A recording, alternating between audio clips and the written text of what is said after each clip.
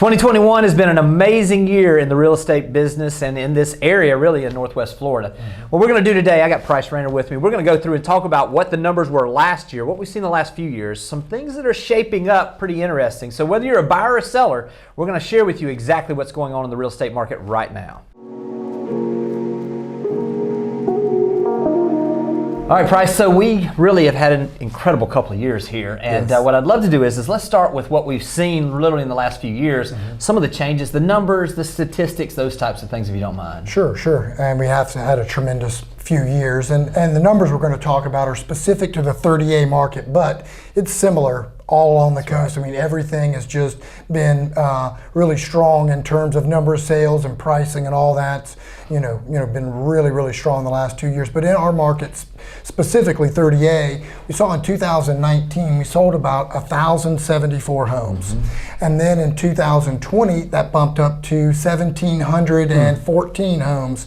And last year, we sold 1,844 homes. So it is an incredible amount of homes, and to think we're 1,074 2 years ago and up to almost 1,850 homes sold, really seeing some very strong demand. Yeah, and it really speaks to kind of almost a fundamental change in what was valuable to people. If the pandemic did anything, it put a value on having some room around you, which with us having 25,000 acres and the amount of land we have that's state owned. Also just giving the ability to have a small town community feel and having the ability to have something really that had that coastal environment, had some little bit of advantage there. Obviously that has played to this. To think that we've moved that many transactions up is just incredible. It's a fundamental shift on some of the desires. No doubt about it. Yeah, those things that people find desirable, I mean, they're coming from all across the country. It's remarkable, the amount of people and the locations in which they're coming from to our little neck of the woods here, It's been amazing. But and to speak to that, I mean, we've seen pricing move up tremendously over the last few years in lockstep with the acceleration in the number of transactions, where in 2019, the average price of a home along 30A was $1,165,000.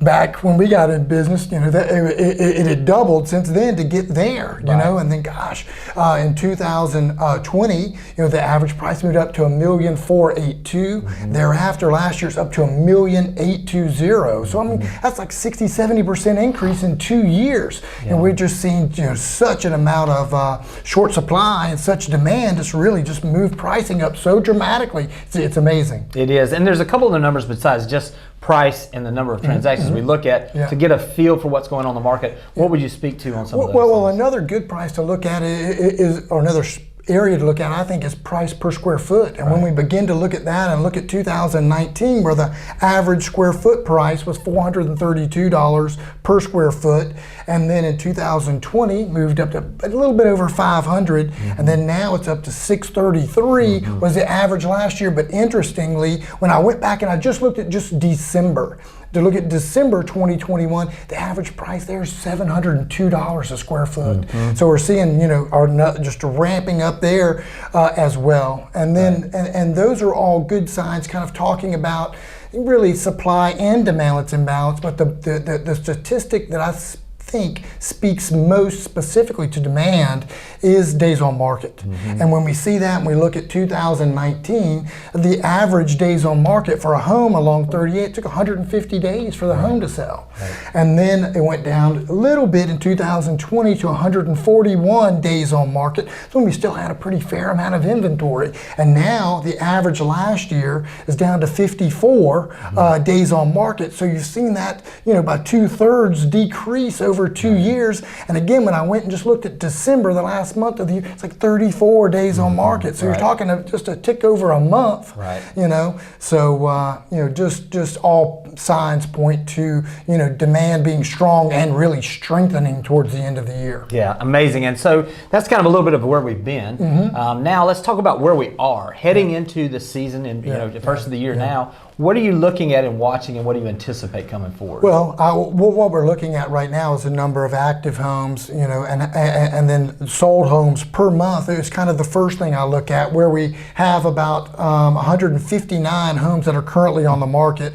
And in December we sold 179. So I mean that takes us lower than really 34 days on market. You're more like in the middle 20s is what that's Right. going to work out to. So we're just seeing demand continue to strengthen in our market, and that's one of the things that we're looking at. And then another thing is just kind of listening to our agents. I know that you guys on Wednesday are having some, we have every Wednesday have our agents in for a roundtable to talk about off-market deals, and hearing them talk about the amount of buyers they have, and then also hearing more and more talk about listings. So that encourages me that we may, and we need it, and we historically do, see more inventory come into the market in January, February, March to meet where we see our largest influx of demand is really the day after the Super Bowl. It really ramps up and starts our spring selling season. So I'm encouraged to think we may have some really quality supply to meet that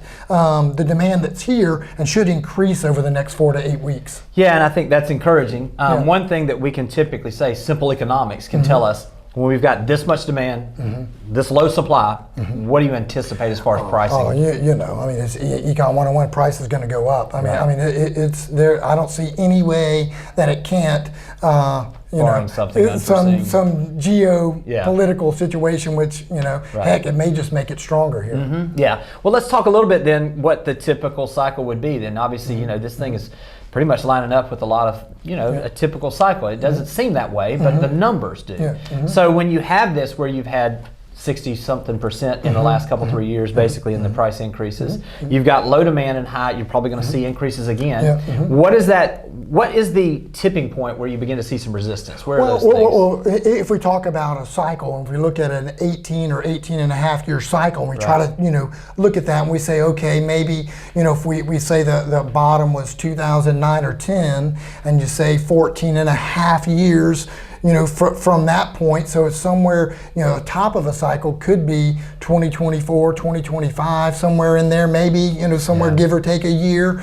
So with that, we should still be in a part of the cycle where we should see the number of sales probably increase again, along with the pricing increase again for 2022, and then maybe 23 and 24 are a period where possibly sales start to slow a little bit, but pricing continues to increase for another couple years, notwithstanding something goofy happen. Yeah, we always watch for when does that hesitation come from buyers, or when is that price resistance? We just haven't seen it yet. We haven't seen it, and usually the telltale sign is days on market. We'll see that start to creep up as an indication that there's resistance to price, because they would tell you, the cure for high prices is high prices. So at some point, as you say, there will be resistance, and that's our leading indicator. Will be pendings, watching the amount of pendings move down, and usually along with that, we'll see days on market start to creep up, but we're continuing to see days on market go down at this point. Absolutely. Well, let's speak specifically to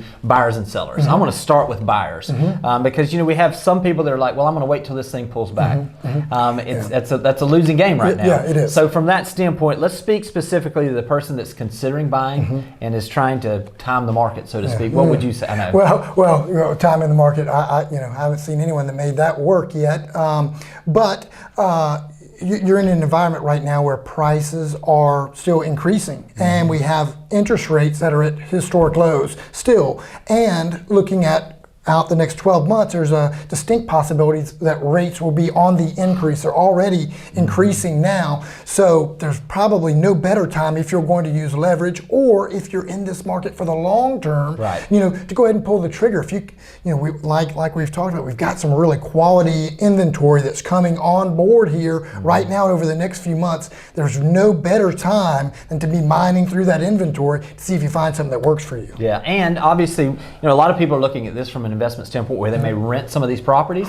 We're seeing rental rates go up faster than property value rates. So from an investment standpoint, if you're looking at it that way, there's those things. From the ROI we always talk about that you can't put a number on, which is those family memories, that legacy type memories, time continues to tick, and it is going to continue to move forward. And so in reality, the sooner you get those memories started, the better. So from that standpoint, a buyer, obviously, there's opportunity. It needs to be vetted out, needs to be a long-term view. Yes. And it needs to be with the right focus. That's where a quality agent comes in right now. Definitely. And so from that standpoint, buyers, there's opportunities. Let's speak specifically to sellers. Again, we're hearing some of these folks that, hey, I'm going to time this market. Not necessarily that, but they're thinking, should I hold it because prices are going up, or should I go ahead and sell? What would you speak to that? Well, let's sell into strength. That's what we always say, and I think there's no better time right now where we have this demand that is still increasing. Right. We're seeing multiple offer situations. There's just such low demand that I think there's not a better time to sell. And what we have out here there are not many people that are leaving our market. Right. So for this for the very same reason we're talking about, it may make sense to be a buyer right now. If you can sell and reposition, there's no better time to do that than now. Right. And I would say this from a seller's perspective. In reality, where we are in the cycle right now, we never know exactly where we are in this thing. Nobody's going to time that exactly. But there is a point in time where we come to a place where the upside potential begins to be outweighed with the downside risk.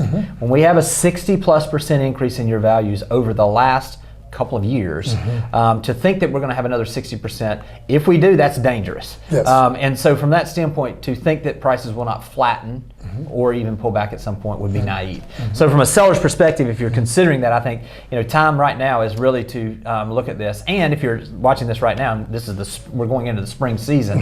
As far as the type of premiums that are paid, and typically what people are willing to pay as far as a premium, the timing of the year going into the season where they're going to use it, it's a pretty good time. Yes. So, all right. So we've talked about buyers. We've talked about sellers. What is it exactly? You've mentioned a little bit about what you're watching. What are some things that are on the horizon, maybe, that we can get excited about in this market that you're seeing? Well, I just think, some of the things that you talked about earlier, looking at, the landscape here, all the land that we have that's going to not be developed, the beaches, this little, it's one of the only undeveloped areas in all of Florida. And when you go out and you look at the landscape of Florida and you look for an area that has new infrastructure coming and continuing to be in place, coupled with all these super high-end communities that maybe you buy in or maybe you don't, but you have those that are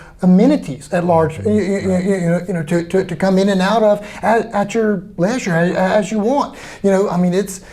There's nowhere like this in Florida, and we're still just in our infancy. Really, we're just now starting to really have a lot of services, and we've had such an influx of great people, dynamic people that have moved here in the last 2 years. So it's a great place to be right now. I think the short term, everything looks super strong. The medium term, there may be a little bit of question mark, but that's where opportunities are going to be there. And long term, I couldn't be more bullish on an area in the country, and because we get out, we travel, we see, and I'm happy every time I come home, and I think you all will be too. Speaking to people that haven't been here, that are curious about it, I would encourage you to come here, see our little piece of paradise, and see what's going on. It's quite amazing. I talked to somebody the other day that was here this past summer, was planning their trip for this next summer. They were just talking about things, and I said, listen, it's changing every day.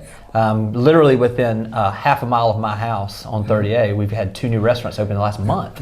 So we're continuing to see those amenities go up. The value of living here is just continuing to go up. So exciting times to be in real estate in Northwest Florida. Listen, if you have any questions, reach out to your Berkshire Hathaway Home Services Beach Properties of Florida agent. They are the best in the business, and I know they'll take care of you and treat you like family. Take care, and we'll talk to you guys soon.